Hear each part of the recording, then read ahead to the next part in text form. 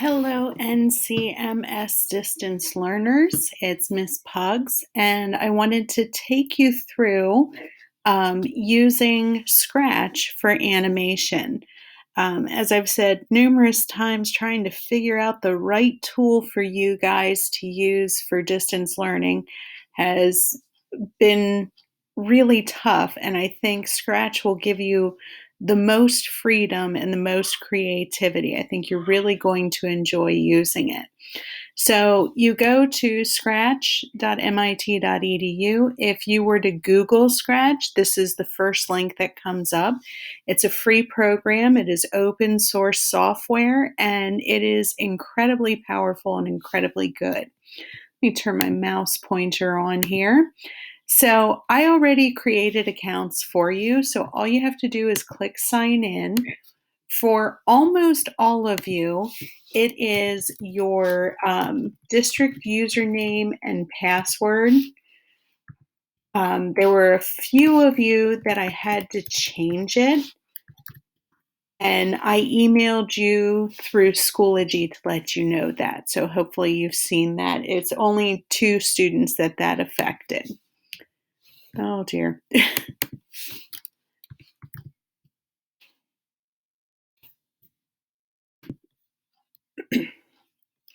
So again, you just click on sign in, you type in your username and password, and like I said, should be the same as your district information. Let me fix one thing real quick here. And click sign in. And once you are in, it takes you to the main Scratch page. Sorry, I'm having issues here.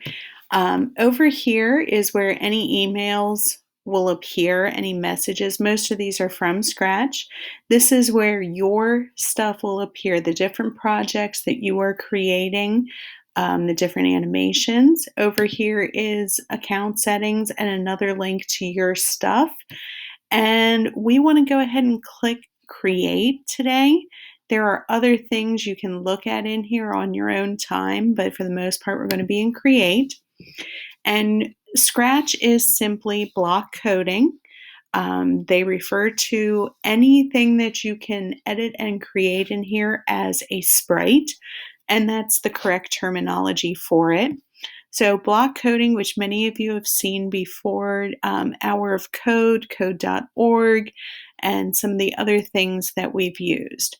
So there are several different kinds of coding blocks: motion, looks, sound, events, control, sensing, operators, variables, and you can actually create your own blocks.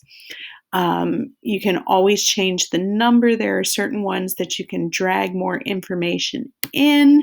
You can really customize. This is your coding area. This is your preview area. You can always get rid of things with the delete. Up here, you can type in the name of your title, and we'll do just a test for this. You have your share button for when you are completed and you need to turn this into Schoology. You just click the share button and you'll get your link. There are tutorials here. We're going to go to those in a minute. Your edit button doesn't give you much options here. Your file button gives you to save and save as a copy. You are not going to be loading or saving directly to your Chromebooks. You're going to do this all through Chrome. And this little button right here, if you speak a language other than English predominantly, you can actually change it fully into those languages. And it's pretty well done as I understand it. So it really is just a matter of dragging blocks over and seeing what each one does. When I just click on the block, I can see my little cat sprite move 10 steps. If I don't want it, I can drag it back over. And that's really all there is to it.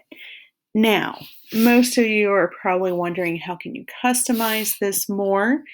You can change the sprites by coming over here to where the little sprite is. You could get rid of him and decide to put a new one in. You can upload pictures.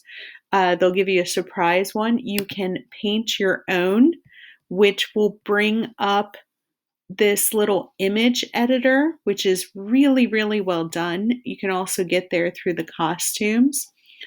And this should look fairly similar to the Google Drawing toolbar, only I think a little bit more simple. Um, when you go to change colors of things, you can really fully customize right from the get-go. You can do the gradients and that sort of thing right away.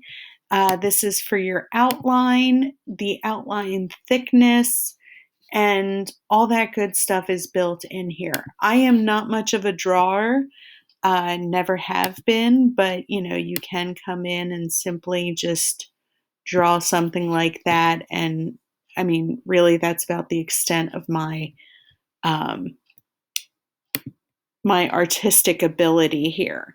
If you decide you want to get rid of something, you just click on it and click the X. But here's where the magic of Sprite is. You can simply choose a sprite, and they have so many options here. You can obviously search them. You can look by category. There's just so many options that it's ridiculous at some points. And I think some of you could really fall down the rabbit hole here and really spend some time looking at it. Same with backgrounds for your animation. They have pre-made ones done already for you, and they are quite good. So some great options for you here. And you can always change your view up here like that. And mine kind of flew over to the side a little bit, but the backgrounds are right there. And again, you can always upload your own. They also have a sounds option, and they have some really, really great sounds here. Again, if you want to choose a sound, you just click on it, and it gives you all these different options that you can use. I'm not going to play any of them right now, except for the meow that's in here. You can make it faster, which is funny. You can fade them in. You can, I mean, it's really a lot of fun. And, really some crazy stuff built into this, and a very, very powerful editing tool. So whenever you make changes in the code, I do recommend saving often. It'll give you an option. And what you are going to do for me this week is you are going to go right to the tutorials, and you are going to click on Animate a Name. And it's going to take you through step by step exactly what you need to do. So this is the first animation that we are going to do. Once you have it finished, you're going to want to click Share, and it gives you the option to customize more information. This is really great if you are creating a game, which we're not doing right now, that you can put in your instructions and any other important information. Once you have it shared, you're going to click Copy Link, and this is the link that you will want to copy and paste and upload into Schoology.